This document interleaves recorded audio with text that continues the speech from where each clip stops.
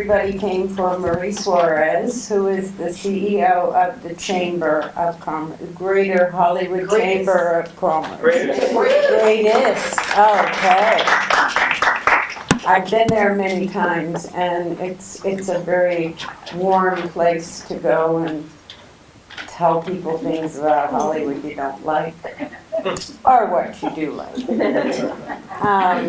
Clive is our president of the Hollywood Historical Society. They're going to come together and do the lecture today. Okay.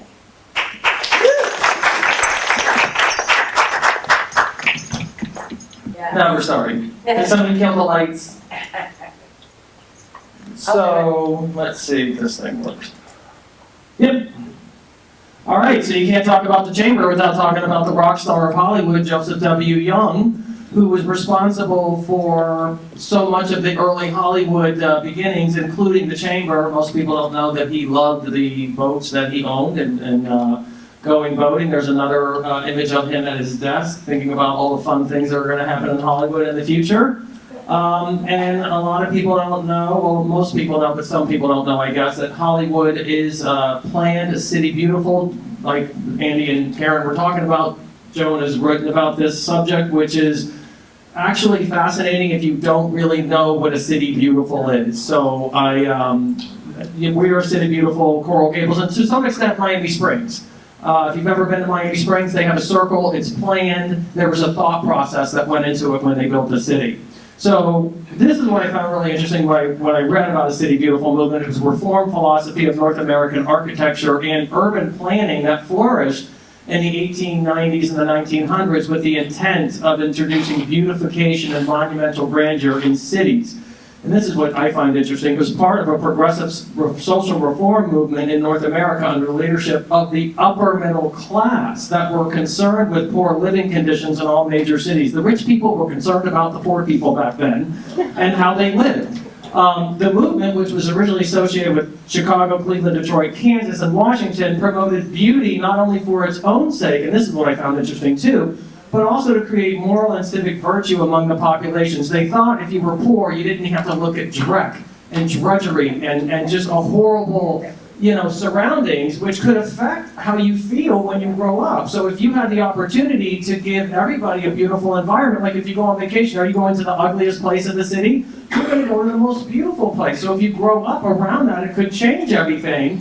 The critics thought that they were sacrificing reform for beauty. So it's the chicken or the egg. I kind of like the City Beautiful movement because I think it does help you have a healthier environment and outlook. So this is Joseph Young's own words. Hollywood is being created to be the most beautiful city in America. Its homes are not mansions, but they are artistic and harmonious, and the surroundings are beautiful. Young's new city is called City Beautiful, with wide boulevards, ornamental circles, parks, and lake.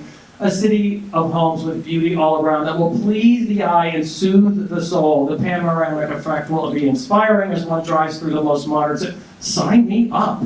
I mean, you read that, I'm like, okay, I'm going to buy 10 lots, not one. And who just want to live here? So this is it. I mean, if you look at the layout of the city, it is beautiful on paper. Mary Beth and I have had conversations that this could be on the National Register because it's such a unique layout.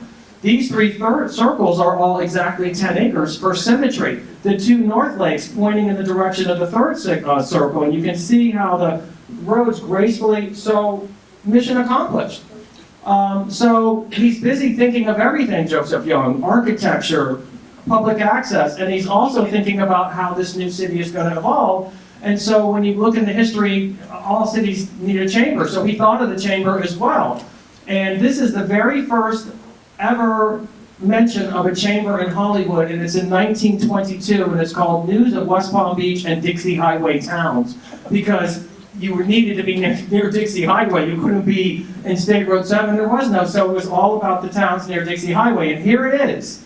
The first ever mention of the Chamber of Commerce, which I can't read that because it's too small, so I will go to my iPad and read it to you. So, one moment, please. This is the very first mention. June 24th, the Hollywood Chamber of Commerce was organized Saturday afternoon in the store of Homer Messick on Hollywood Boulevard.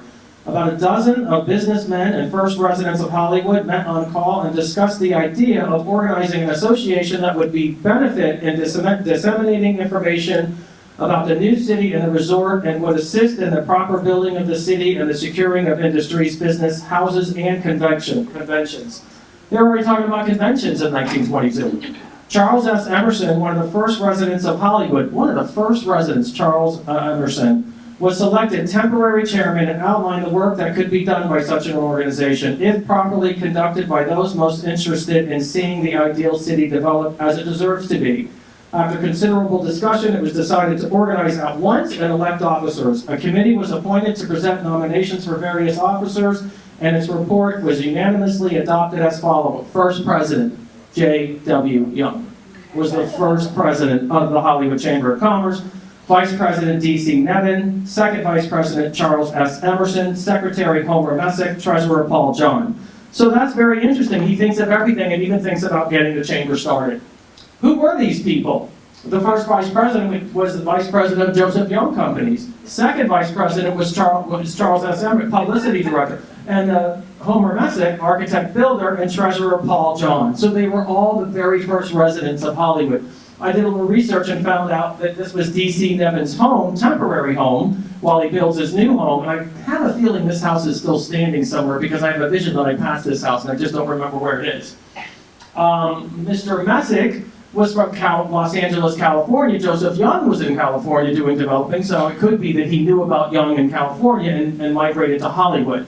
And what's interesting about this is he's building a home in 1923 for his mother on Madison Street, which, hold on to yourselves, is still standing, and there it is. Not only is the house still standing on Madison Street, it's called a double California bungalow. Who doesn't like that? I want to live in a double California bungalow. It has two entrances, like this left side is a unit and the right side is a unit. Not only is it the home of one of the first board members of the Chamber of Commerce, it was also served as the first school in Hollywood before they built Hollywood Central. This house is super important in the landscape of Hollywood, and there's where it is. That's what it looks like when it was brand new, without the long part in the back. So, Joseph Young starts it, but he doesn't want to control everything. He wants to get the city going, and he doesn't want to be in charge of the chamber because he is a developer, not a chamber president. And so, just a few months later, after he gets this thing going, he turns it over to the residents, and he, according to this newspaper article in 1922, has a splendid address, it says, and it's called Parent and Child. J.W. Young, developer of Hollywood by the Sea, made a splendid address in which he said that the company, which had been in charge of the city from its inception, was like parents when their children start out in life. The time has come when it is necessary for the business people who live in Hollywood to have their money invested here to take over public matters.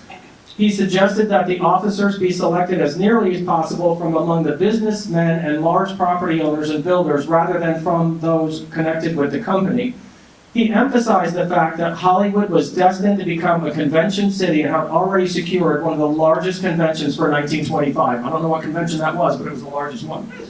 So it was big.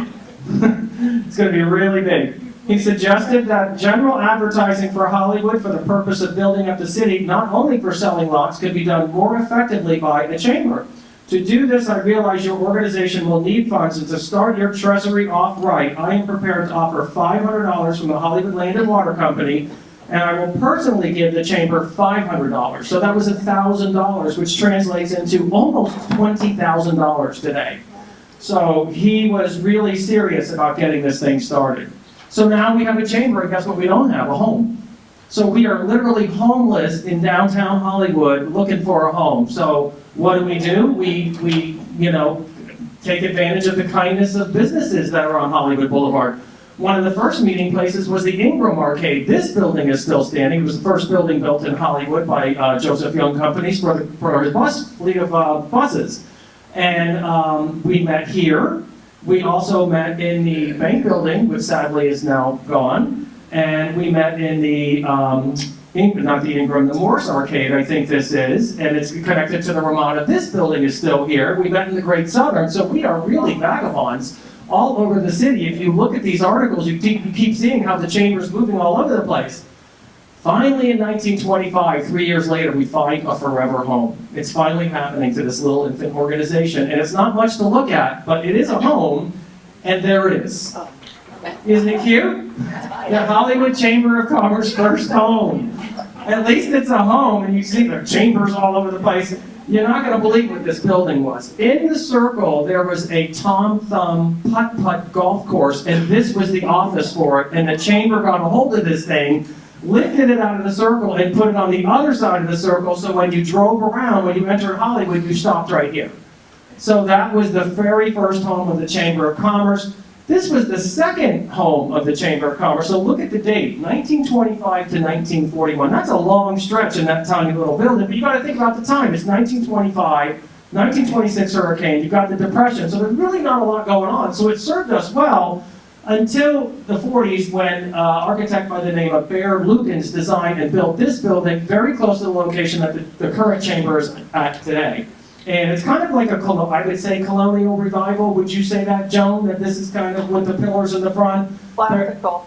Classical. There we go. I'm glad you're in the audience, Joan. And there it is with the addition. So we outgrew that even and had to have the addition put on the side. And it's a very cute building and served us well. This was the third building in about the same location. So we had the original putt-putt, then we had Baird Lukens. This architect was Cedric Stark, another well-known prominent architect in Hollywood who left his mark all over Hollywood.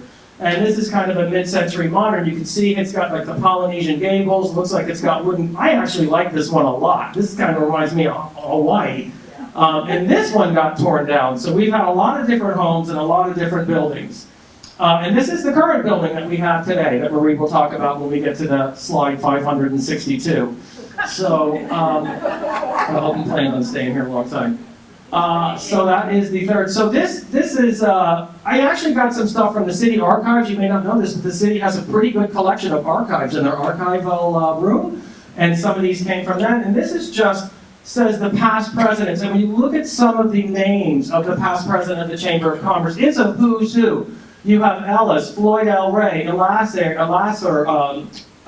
Nevin, Holland Park, Springer Cab and Company, car company, bus and cab company. The Chamber has always had pioneer residents and business leaders and important people to steer the Chamber in the proper direction. It really is like a who's who of the history of Hollywood. When you talk about the history of Hollywood, you have so many pioneers that were involved. So what did the Chamber do in the 20s? It's a young organization, they're just getting started. So this is from the Hollywood Reporter, and one of the first things they did was they created a community club. So many people were coming to Hollywood, new residents. If you think new people are coming here now, in the 20s it was crazy so many people came here. So the Chamber starts a community club working in conjunction with the Hollywood Welfare Department that will devote consistent effort toward creating ideal social conditions. Diversion of one kind or another will be provided to make life interesting for those who live here. Strangers will be inducted into the community circle. So that was, one of the first outreaching is to get people organized. In 1925, I never missed a chance to say that Dania was absorbed into Hollywood. No Dania anymore. It was all Hollywood, from Hallandale all the way up to Dania. And that happened because our city was growing so exponentially, and the small town of Dania wanted to be part of a larger picture, and so they thought it would be a good idea to join with Hollywood, and they were annexed as well as Hallandale. I actually found a newspaper article that said Golden Beach was interested in coming into Hollywood, and if that would have happened, can you imagine how big Hollywood would we go all the way to the port? We would have had all of South Broward coastline, but that didn't happen, but we can still mention it. Entertainment and Amusement Committee. So these are some of the committees that were started in the 20s. And the Business Committee, we still have a Business Committee. It's an important committee. This is interesting. We'll endeavor to attract appropriate industries. Hollywood will never be a manufacturing city in the northern sense of the term. Certain small industrial plants adapted to this climate and conditions particular to South Florida will be welcome. It's the intention of the company, when proper time comes, to encourage the right kind of industry, since Hollywood is, in the best sense of the term, a city and not an exclusive suburb. So much thought was given to this new city about how we were going to grow and what kind of things that we were going to have. And we didn't want to have heavy manufacturing, like a steel mill or something like that. Community club, we already talked about that. This I get so excited about, because when you say history always repeats itself, history is going to repeat itself because when the first FEC passenger train came to Hollywood, the Chamber was there to welcome it. The Chamber is waiting, salivating at the thought that we're finally going to get the train station in Hollywood. Are you ready? Right where the old train station was. I mean, maybe we shouldn't have torn it down and it would be there ready. You know, sometimes you don't think about when you're tearing something down. So this could happen within the next few years, and the Chamber, after 100 years, will repeat this ceremony and greet the first train into Hollywood. These are just some of the brochures that we were able to see from the city archives. They were nice enough to let us in there. Classified business directory, summons. These are all the kind of the fun events that they had. This is from 1973. I'll just go through these. And these were shingles. So when you were a member of the Chamber, you put this shingle on your business and people knew that you were a Chamber member, and that when they walked in there, they could expect to find a good business, a responsible business. If you were a member of the Chamber, it meant that you were a good, responsible business part of the community. So 1936, Mrs. Roosevelt comes to South Florida. And let me just read this because I like reading. According to the impending visit of the First Lady of the land here in Hollywood, the Chamber of Commerce sent the following telegram to Mrs. Roosevelt, White House, Washington, D.C.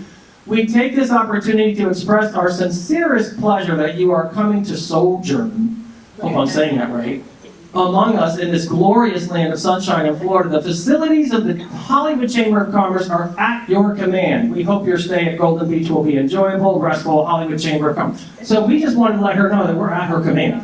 So if she wanted to command us to do something, we were going to jump right on it, whatever that was. But I don't think she commanded us to do anything, but we wanted to make sure. Some other things, in the 30s, we were very concerned about the Ocean Highway and what it looked like. So the Chamber wanted to work on the Hollywood Beach improvements. Scenery along Hallandale and Dania Beach Road were endorsed by the Hollywood Chamber of Commerce. So these are just some of the things. 2-lane on road US 1. At the time, US 1 was a 1-lane road in each direction, and the Chamber was concerned because we were growing, like we still are, and I don't think we're ever going to stop. It just doesn't seem to be any end in sight. That road needed to be 4 lanes and not just 1 lane in each direction.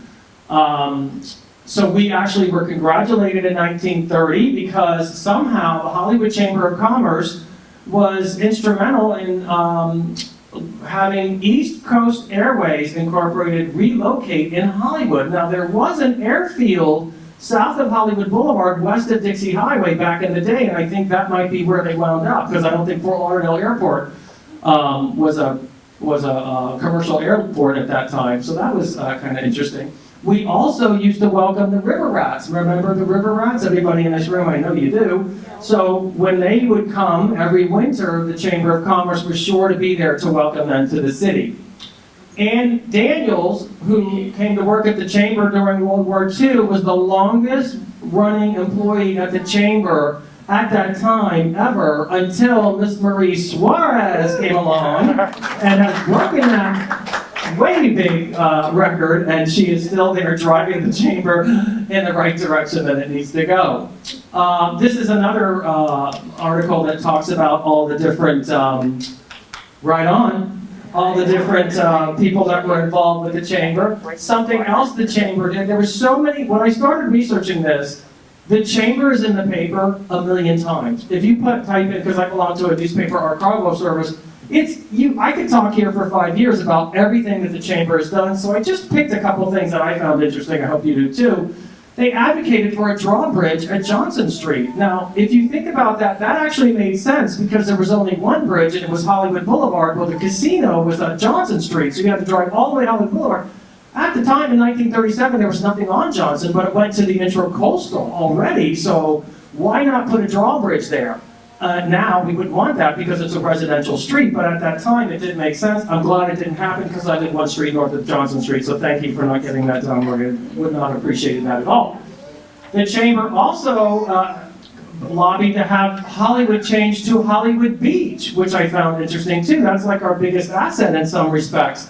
And it was actually called Hollywood by the Sea for many, many years, and we've kind of faded away that name, and I do love that name, Hollywood by the Sea, and I wish that we could get it back. It actually sounds a little better than Hollywood Beach. I found this kind of disturbing because I don't agree with it, but whatever. This if you are familiar with the lakes, and you know how the road plan works in the lakes, there's a head of the lake where you can see the water, and the houses are on the other side. This was all part of the City Beautiful movement. Joseph Young wanted everybody to see the water and walk along the water. That's why we have a broad walk. Did you ever think that's the only place in Florida that has a broad walk is Hollywood? Joseph Young was insistent that people have access to the water. In his own words, he said, you're not going to see the back of mansions in Hollywood, you'll see the beach and you could promenade, and the buildings were same held true for North and South Lake. And that's why on the north part of the lake, the houses are on the other side of the street, and on the east side, they're on the other side of the street, closer to the but along, is this a pointer? No. You can see the houses right here on the long part of the lake. They were not supposed to be there. This was supposed to be the grid.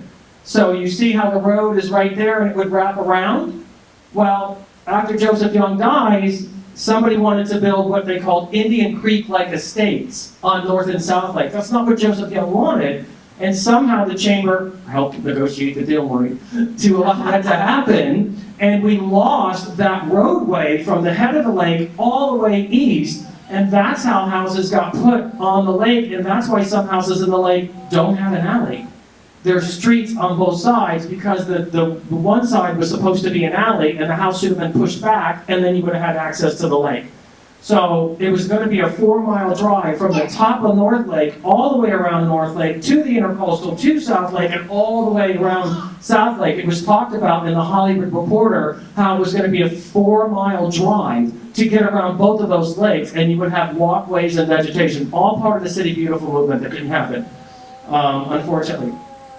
This I found super interesting. I did not know this. Maybe you know about this, Bob and Joan.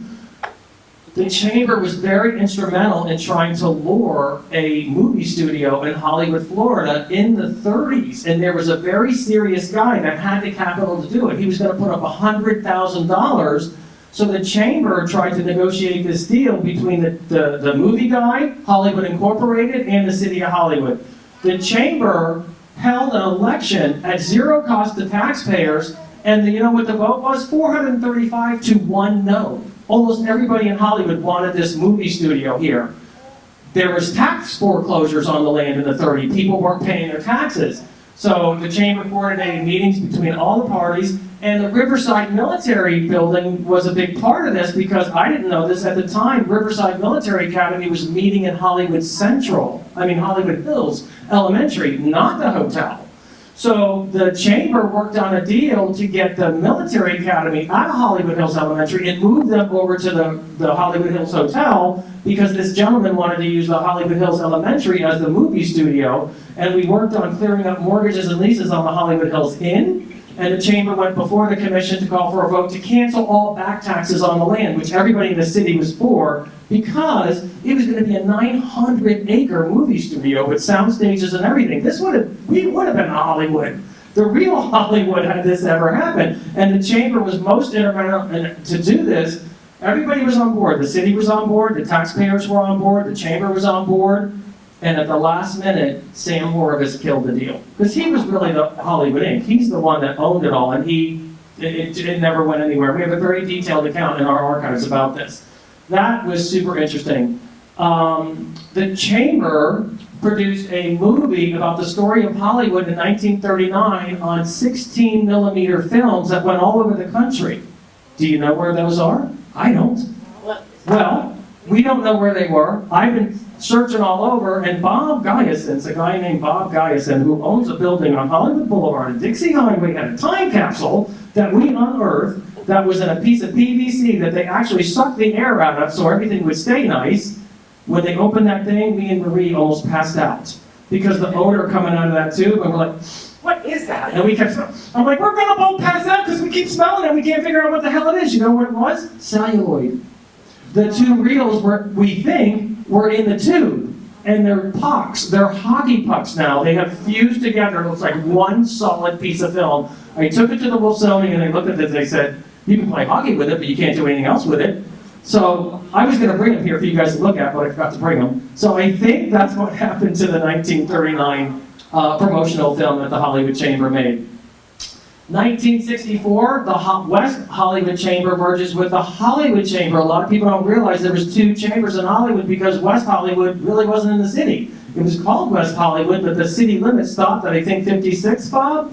So everything west of 56 was unincorporated Broward, but they just called it West Hollywood, so they had their own chamber. And I found through newspaper articles there was a little rivalry between West and East Hollywood, because when the turnpike came through and you got off at Hollywood Boulevard, the first thing you hit was the West Hollywood Chamber of Commerce. So they had a big sign that says Hollywood Chamber of Commerce, and we're over here going, hold on a minute, there's another chamber in Hollywood here. So there was, a little bit of a rivalry there, but I think everybody got along for the most part. In 1950, 500 inquiries to the chamber for advertising. So we were a busy organization right from the beginning. The 20s, you saw what we were doing in the 30s, and the 40s, and now we're in the 50s. Okay, we can skip that one. Groundbreaking for 1959. This is actually for the third chamber that I showed you. That was that Polynesian design. And there's another picture of our first cute little building. These are some of the things that Hollywood Chamber of Commerce did that I did not know. We campaigned for additional sewers, facilities for local teens. I did not know that we were responsible for the addition of 9 holes at Orangebrook. It was only 27 at the time. Federal Building Committee campaigned for the post office, and this I found interesting. 95 was going to get off at Taft when they were building 95. Can you believe that? Can you imagine that today? And the chamber, and Sheridan Street at the time, 1973, was, I don't even think it went that far west because the railroad tracks were there. So the chamber was concerned about Orangebrook Elementary and the extra traffic that would go down Taft Street, so they championed for that, and they wound up at Sheridan Street, which actually was a better choice. And the list goes on and on.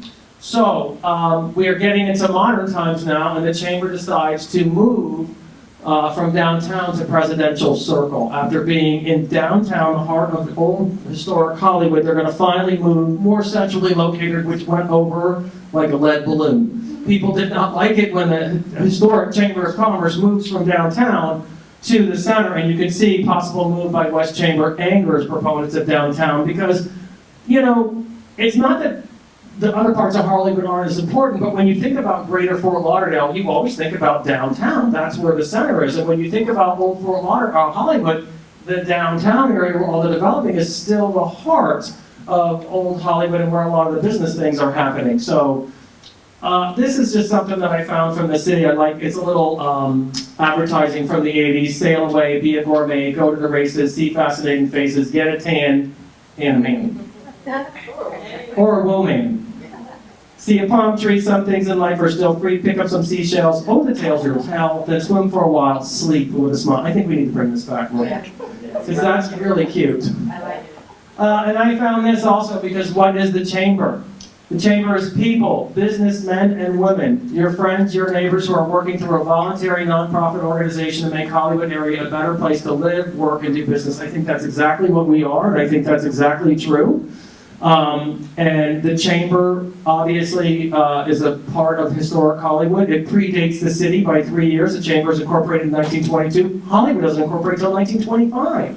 So to be on the board of the chamber, and to be president of the Hollywood Historical Society, and to love Hollywood history and know that Joseph Young was it's like a full circle. Like it's all connected. The chamber is such a big, important part of the Hollywood's history because it predates the city and who helped seed it and who was the first president and who made sure that organization really went forward. So it's such an important part of Hollywood today, and it's a very important part of our history.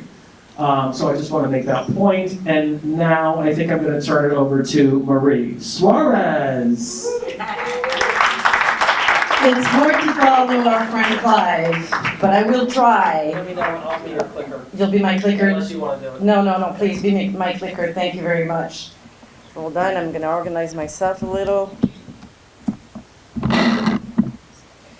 So, good afternoon, everyone, and thank you for coming today to learn about the history of the greatest Hollywood Chamber of Commerce.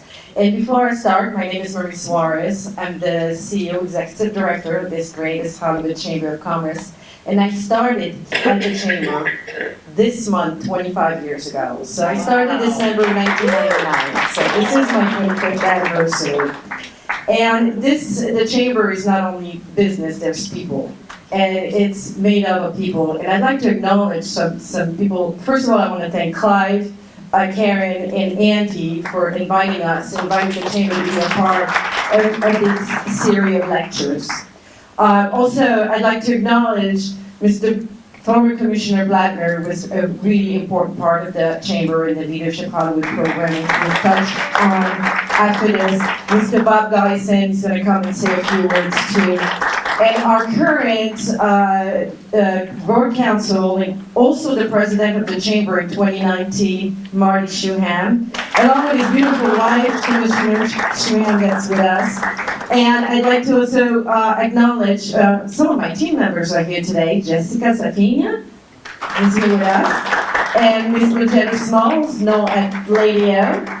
And we also have a former employee, Cynthia Evan, is here. And my really, really good friend, Carl Hupp. He was with us when I started at the chamber. He was our accountant, and he was fantastic. And I'd like to have you in the room today. And my steadfast supporter and best friend for 25 years. I started at the chamber and I met Mike at the same time, so my life changed completely. Mike Simmet. Thank you. All right, I said all my thank you, and now this is our new building that we are right now, and this building opened in 1996. The board of directors at that time decided to come back downtown, negotiated with the city of Hollywood. We are on city land. We built a building, got a mortgage on it, paid a mortgage. We own the building now on city land, and this is our new building. And here's a few photos of what we started, but I want to go back a little bit with you with the 70s, because this was with growth for Hollywood and diversification. So our mission was to continue to support the business community, advocating for infrastructure development such as the improvement of roadways and public services. But what they did in 1970, I think that changed the chamber and its direction. And I could tell you the story, but someone was at the table and was part of the visionaries that really taught this program, Leadership Hollywood. And I'd like to ask Mr. Bob Giacin to come and join me to talk to you how leadership was born. Mr. Giacin.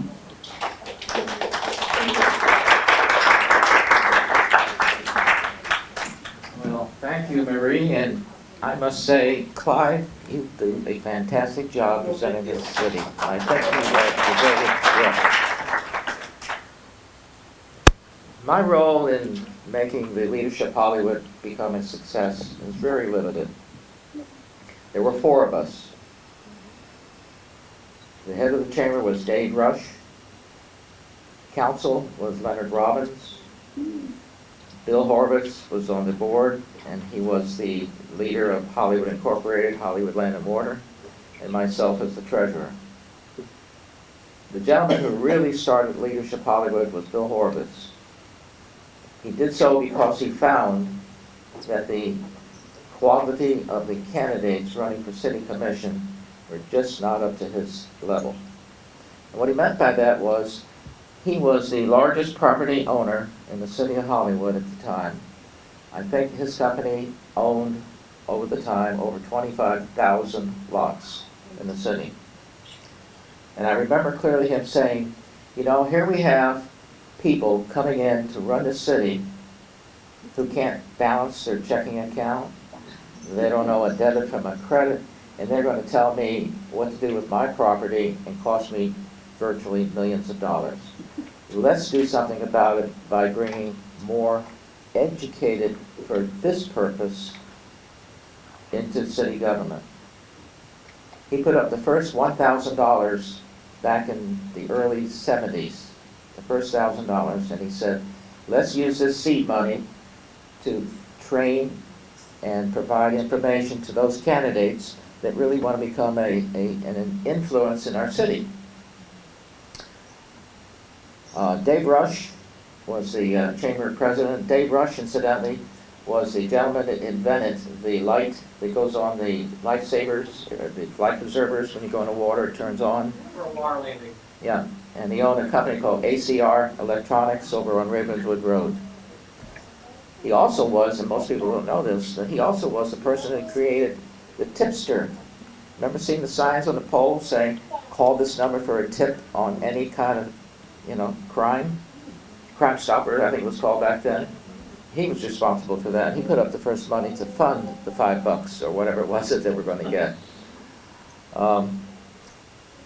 We had one gentleman in the city on 21st and around Johnson Street. He wanted to have a variance to put up something, and the city denied it. He became retaliatory. He came to the city commission meetings all the time. He caused nothing but hell. And then he went to the extent of taking his house, which was made out of wood slats, and he painted colors of every other color to spite the neighborhood that was against putting up the cell tower. There's a cell tower there. That's Jack Reed. That's the name, Jack Reed. And I hope he's not alive now. No, he's dead. Okay. But I recall, he says, I will fix your butts, I'm going to take you can't tell me how to paint my house anymore. And he did it. And he finally got his cell tower, though. If you go by there now, you'll see there's a cell tower. Yep. One of the very first things that our leadership group did is that we had a member of the community named Charlie Bush, as I recall. Charlie Bush owned a crop dusting business, and the airport you're talking about was on Pembroke Road, west of Dixie Highway, and Maynard Abrams, who was a president of the chamber, used to have his plane there also. But they used that as a runway to bring the planes up for dusting the crops that were out in the western part of Hollywood. In any case, Bill Horvitz convinced him to sponsor a trip to Tallahassee for the first half a dozen or 2 dozen people that wanted to go up there to meet all of the Tallahassee legislators and learn how government at that level ran, so it would help them become a better candidate for the city of Hollywood. We had outlined a program where they would become educated as to how to form a budget for the city of Hollywood, how did creating legislation be put through for approving zoning or whatever was taking place for the city. And we were supposed to have meetings over at Port Everglades and to the hospital. Memorial Hospital at the time was like 1 story over on Johnson Street, hardly anything. Downtown Hollywood was Doctor's Hospital, which I'm proud to say I was born in. I was born there. My mother told me I was the first baby of the year back in that year. Okay. So out of that organization, we did develop some very nice quality people. We had better people come forward, and I would say that if I had any influence today, I would say that if you want to run for city commission, you have to go through Leadership Hollywood, because you become more educated as to what in the world are you going to be doing. Back then, I think our budget for the city was $30 million. Okay, a lot of money, and you had control over it. Plus, you had the control over the zoning and how people would develop their properties. So we needed to have a better informed number of people do what we are doing today. And I think that it has been an influence in getting better quality people. I remember Mr. Blattner came forward, Carol, and whoever else is out there, that I apologize. We are very proud at the way Marie and the Chamber has handled advancing it. I think the first year or so, we had around 5 or 6 people participate, and now I understand it's an average of 30 to 35 each time. Our budget of $1,000 is a little bit over that now, right? Okay, a little bit. And I'm sad to hear that we no longer do any trips to Tallahassee, but we did the best thing instead of, and that's bring Tallahassee to us. So, any questions for anybody? Question? The Chamber of Commerce, can they tell you like events if you want to find out when a concert is going on at Boulevard Heights or something going on at Arts in the Park? If you call the could they tell you when they're having these events? Yeah, Carol, I think you can address that. Yeah. There's a website for the city. Yeah, Right. all the events are on the city website. There's a calendar and you can see location and what's happening. The Yeah. city has a website. But if you call the chamber, we'll refer you to the city. Yeah. Like the Arts in the Park, things going on, and band shell, at the beach, what nights they're having dancing and concerts. The Horizon magazine that you get in the mail. The Horizon magazine that you get in the mail, it has all that information in there. Sometimes they don't tell everything. Thank you very much. I have a question in the back. I have a question. Well, I was doing some research when I used to be the president of the Hollywood Historical Society. We used to have a road show that used to go around to whoever wanted us to talk about the origins of the city. And during that research, something I think I found out, and I'm not quite sure if this is right, but hopefully maybe somebody in this room knows the answer to this. But the research that I found was one of the chamber buildings was on the southeast corner of the circle, basically right across the street from the Art and Cultural Center.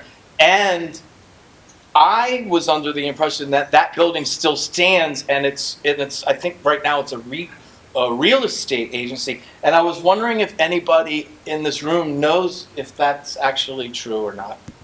No. I've never come across any. Joan would know. Joan? I can't picture it. No? None? Oh, okay. No. Sorry. But I would also like to add that while I was president, we did the Hollywood Historical Society was not a part of leadership. That was class of 35, so I initiated that, and the class of 36 was the first year that the Hollywood Historical Society became a part of Leadership Hollywood, and Dr. Joan was the person that everyone came to see and meet. Last question. I know Hollywood was incorporated in 1925, so why did the Chamber of Commerce, why was it started before? Well, that's, the city incorporating was a technicality. The place was called Hollywood as far back as 1921, 1922. So the area was building up as Hollywood, so even though we weren't incorporated, people called it Hollywood. So they needed a chamber, just because there was no city, there were businesses here. And you wanted to attract more businesses, so it just started as a technicality before. A lot of work, the women's club started before the incorporation, so it wasn't uncommon. All right, so thank you so much, Bob, for all this information. And yes, the Leadership Hollywood program has evolved. It has evolved, and we added the community service project component, like Stephen mentioned. His class did a map for the Historical Society. Dick Blattner, Ken Gottlieb, and Judge Dan Casey were in knee-deep mud planting mangrove when ANCO, the park started, so thank you for that. We've done so much, and the vision that the chamber board had, these chamber leaders had, was definitely pioneer, because we are the oldest leadership program. In fact, Leadership Florida's current class is 42, Leadership Broward current class is 43, and Leadership Fort Lauderdale is 30. So we're really the leaders of these leadership programs for this area. And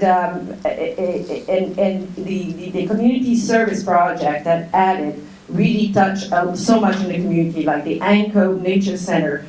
We did community garden. We created swimming lesson at the YMCA for underdeserved community, sailing lesson. We have done project for the Caring Place, 211 Broward, the Art and Culture Center, Aspira, LAS, Hope South Florida, Exceptional Theater Company, Feeding South Florida, PAL.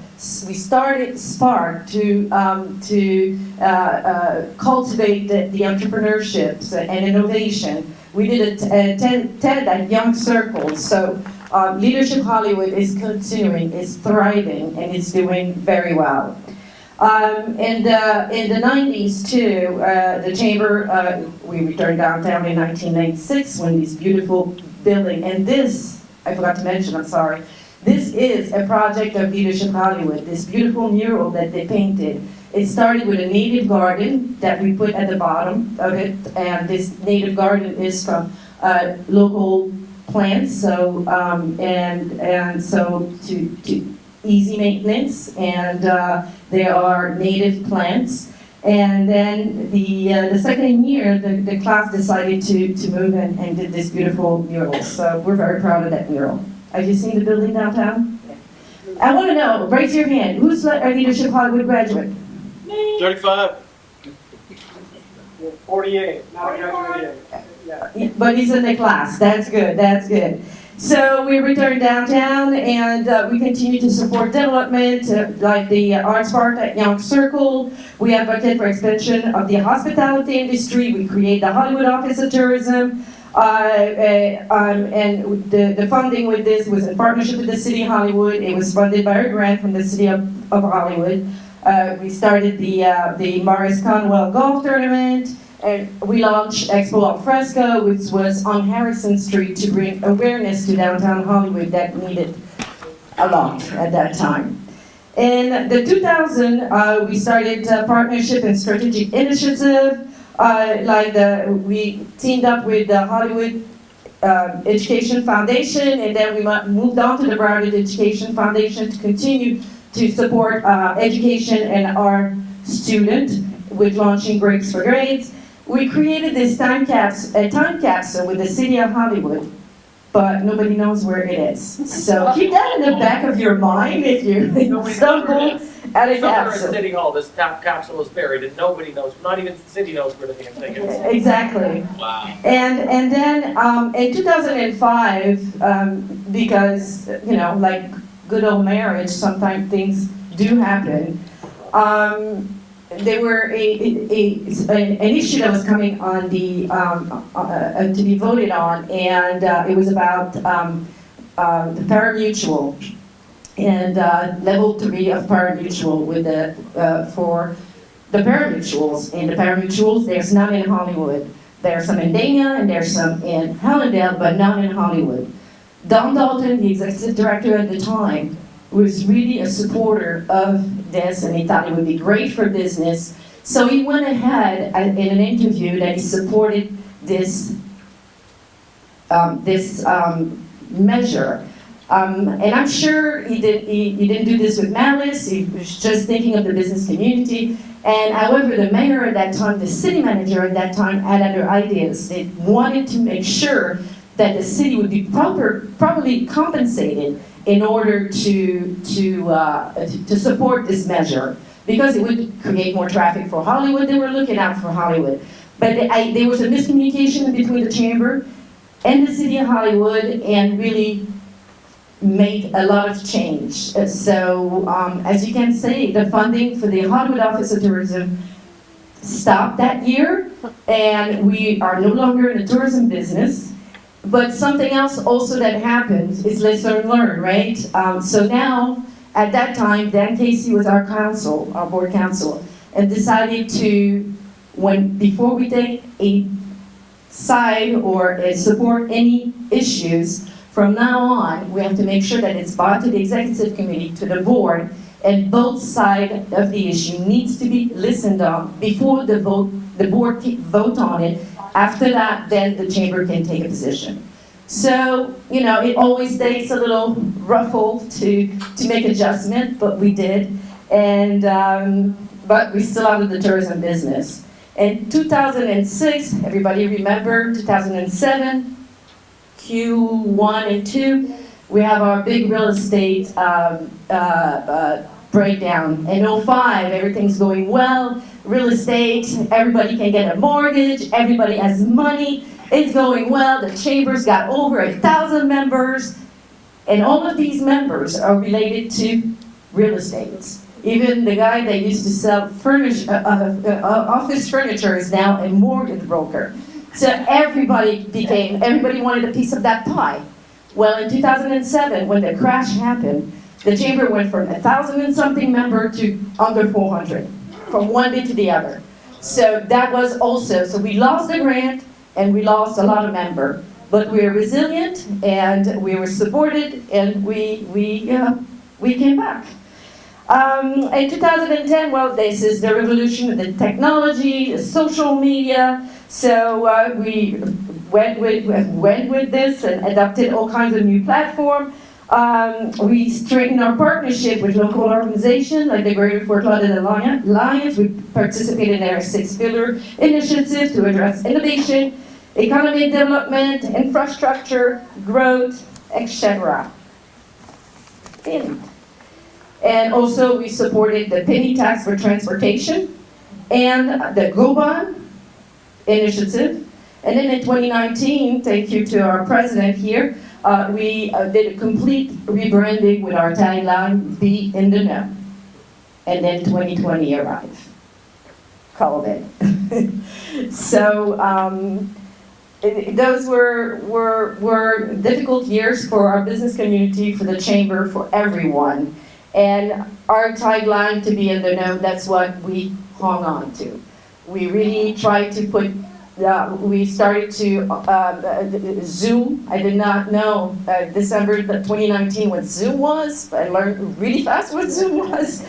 And anyway, so our mission at that time was to keep people informed, to keep them connected, to keep them networking. So we continue to do our good morning breakfast, our business after hours. We just pivoted, made fun things, board installation, everything. We had meetings, and weekly we had meeting with the city, invited our members to join in, to be kept abreast of what was going on, and we advocate for economic recovery plans to ensure that Hollywood business remains strong. The Chamber teamed up with the state agency like the U.S. Chamber, the Florida Chamber, the Broward Council of Chambers, and other city and county government agency.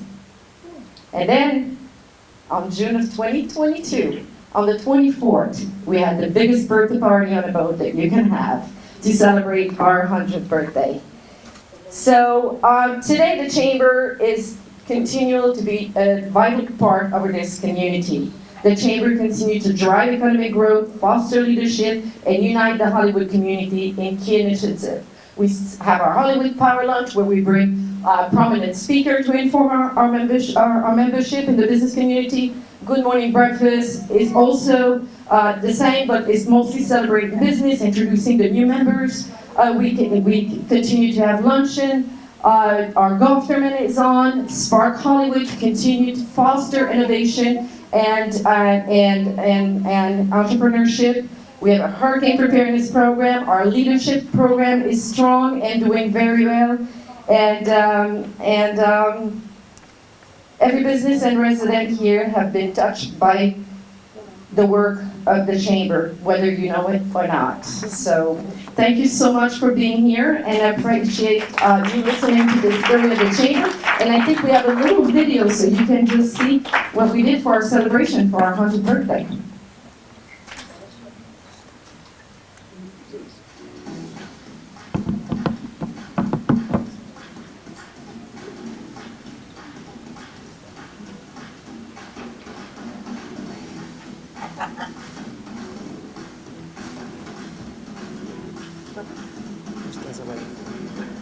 I guess that's it. I can't turn it off.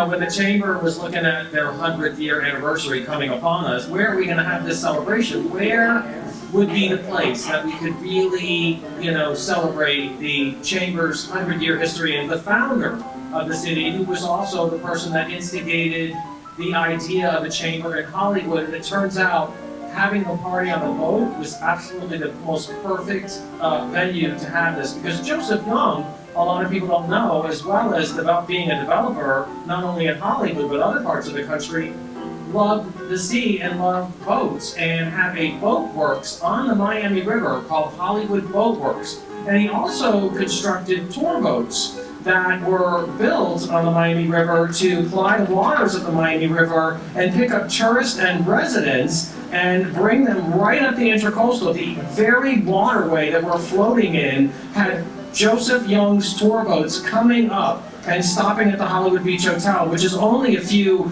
blocks north of where we're sitting right now. So it is absolutely the perfect venue to have our celebration of Hollywood by the Sea. It's an incredible legacy, not only to the chamber, it's an incredible legacy to Joseph Young, and the three entities, the chamber, Hollywood's founder Joseph Young, and the city of Hollywood, are really all intertwined, and you can't talk about one without talking about all of them.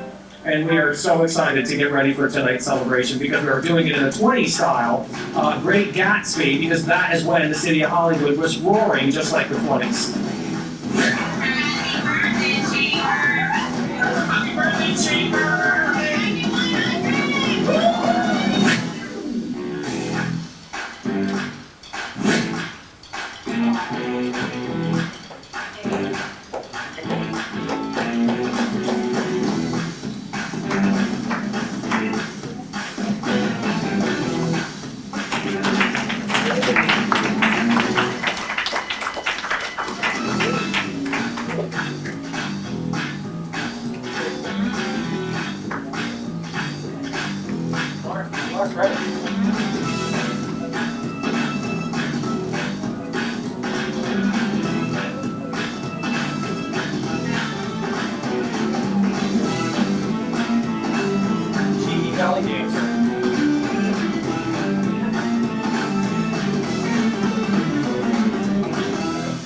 Show's over. Anybody have any questions?